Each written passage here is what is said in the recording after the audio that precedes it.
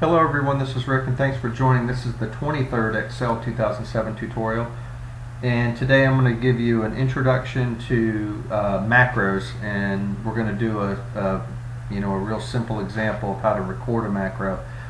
So a couple quick things I want to point out here are that in order to utilize the macro functions within Excel, you need the developer option on your menu.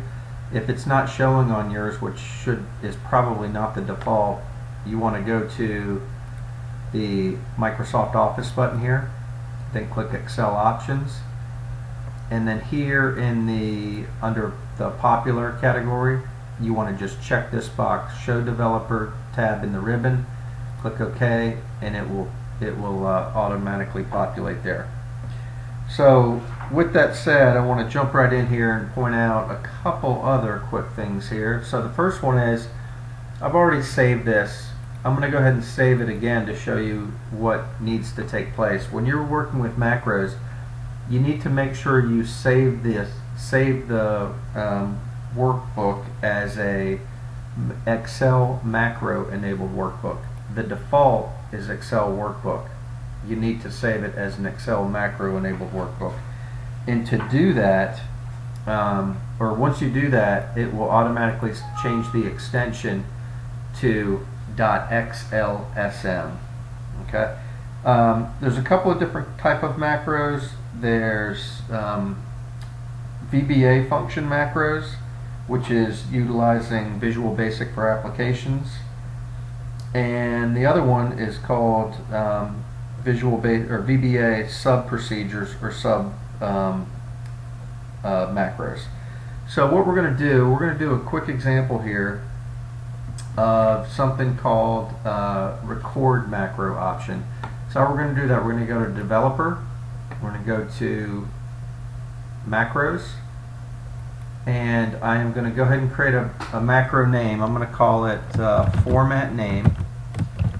And a good reason why you would use a macro is something you have to do repetitively on multiple worksheets, and this is a way of making it so you can just do it one time, save it, and then activate it with a shortcut key is typically the way these are worked. Could be formatting, whether it's formatting accounting reports or formatting titles or creating charts, whatever the case may be.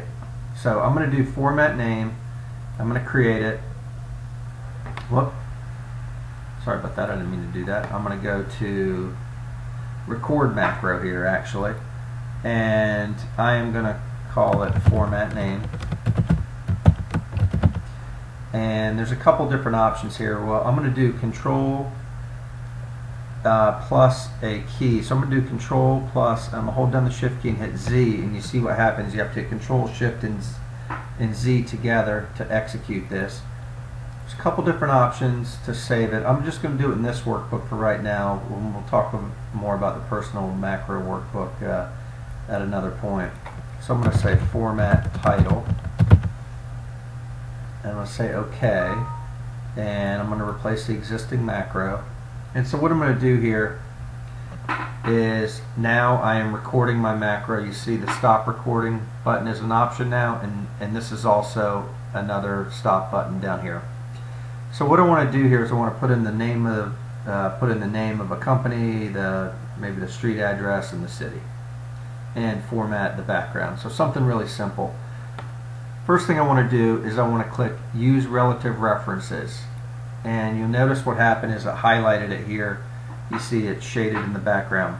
By default, it would use what we call absolute reference, meaning if I do something in cell A1, A2, and A3 here, starting here for example, and I went to another worksheet, it would always paste it there. It would always run that macro in those cells. Relative, it'll be the same size and scope of the cell range, but you can place it wherever you want to.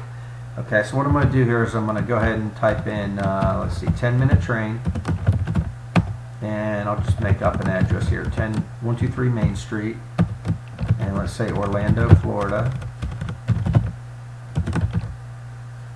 Okay, and now I want to make the background a different color. So I can highlight all the cells, I can right click and say format cells.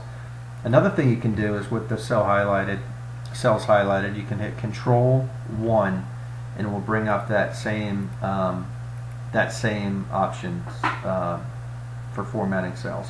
So I'm going to make it light blue. I'm going to click OK, and now I'm going to go ahead and stop recording. Okay, so now I've recorded that. It should have been recorded using relative references. So that means I can go to another sheet.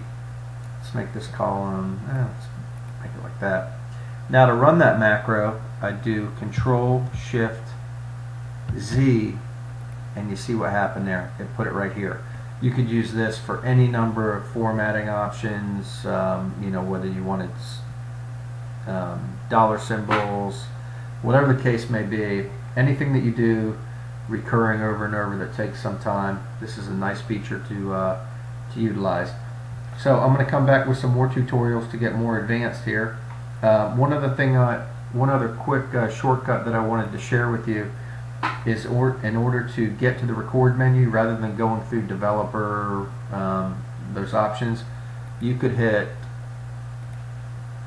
Alt key, T, M for macro, and R, and it will bring up the macro record option. Okay, so that's just a shortcut that I wanted to share with you.